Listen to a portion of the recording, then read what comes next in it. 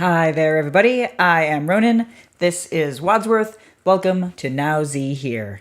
It is November 13th, 2017. And there's been a good deal lately in the last couple weeks, of retrospectives looking back on roughly the last year. Looking back on the election. I obviously knew that anniversary was coming.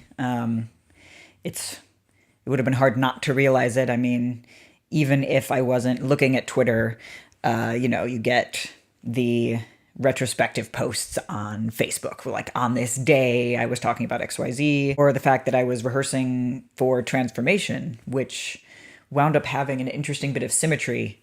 On the night of the election, I was in tech rehearsal for Transformation, and everyone was sort of just checking the election results in between, during our breaks. I can remember during one particular break, checking on my phone, going to 538 and seeing for the first time that, the red number was over 50%. 50% likelihood, I should say. And just having this sinking feeling of what's going on. And all of us at the end of the night leaving with this sense that we stepped into this other world. The symmetry came in that I'm right now helping out a friend with a show they're putting on to help them raise money for top surgery, and we're rehearsing in the same space. Almost the same space, same building, same theater company, different precise theater, but there we were on November 7th with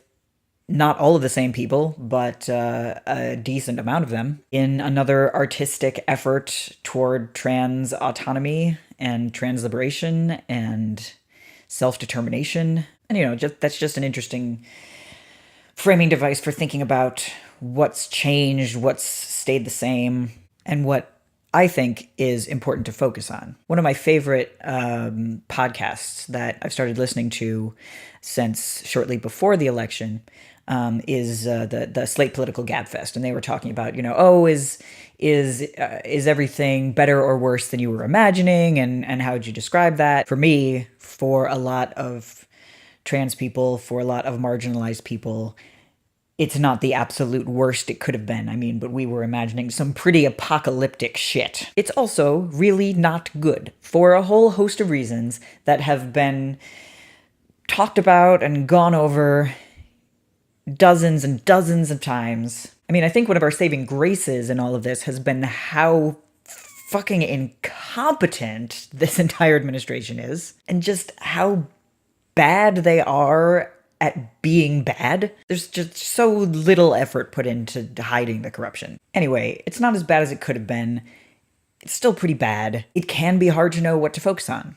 Every day is a slew of things, and there's all this talk about, X, Y, Z is a distraction. I mean, a better argument would be, yes, some things are distractions, but only in the sense that they add to the noise. The whole damn thing is just a cacophony. And it is meant to keep us on our back foot, to keep us destabilized. Although, who's not on the back foot is Bob Mueller.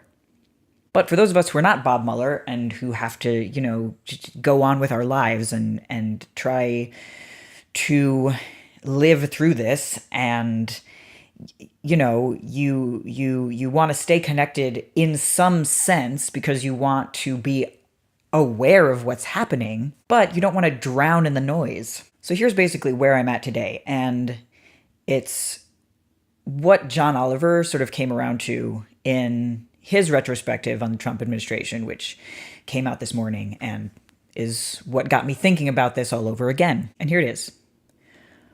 Whether it is deliberate or unconscious or some mixture of the two, there is, right now, a high-level effort to shake the collective foundation of reality and people's trust in facts.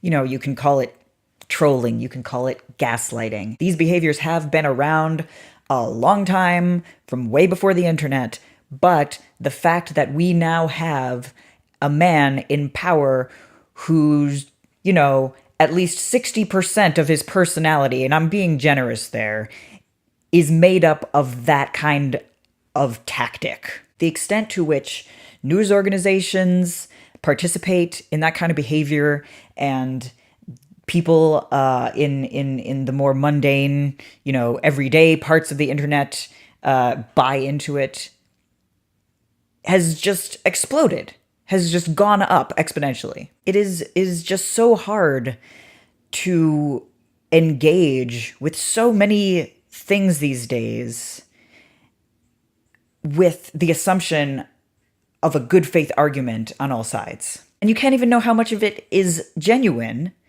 because of all the bots. And part of what makes it so insidious is when I start talking about it, I start feeling like I sound like a conspiracy theorist. Even when Facebook and Twitter have started, cooperating and owning up to the fact that foreign powers with their own agenda put out misleading ads and rumors to confuse us. It is becoming so easy to doubt our perception of reality.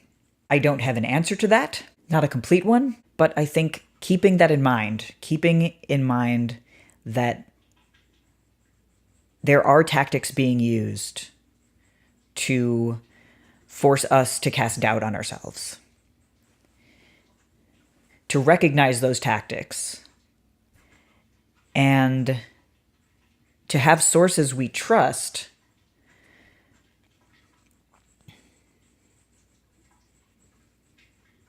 but to also trust ourselves and really dig when we feel it's necessary.